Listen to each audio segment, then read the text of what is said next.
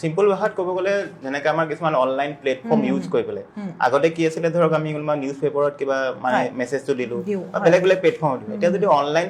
প্লেটফৰ্মটো use কৰি পেলাই আমি যিটো মেছেজ আছে আমাৰ প্ৰডাক্ট আমাৰ ছাৰ্ভিচ আমাৰ যিখিনি মেছেজটো আমি যদি কাষ্টমাৰ এটা লৈ যাব পাৰোঁ প্লেটফৰ্মটো ইউজ কৰি যেনেকৈ অনলাইন প্লেটফৰ্ম হৈ গ'ল ছ'চিয়েল মিডিয়া হ'ব পাৰে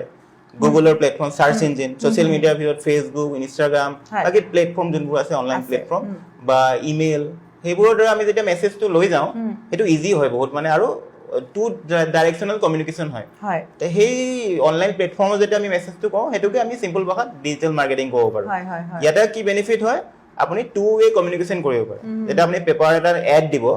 পেপাৰৰ এড দিলে তাৰ ৰেছপন্সটো আমি ওৱান ৱে পালে আপুনি দিলে তাতে আপুনি কল আহিব মানে মানুহে কেনেকৈ এংগেজ কৰিছে এইটো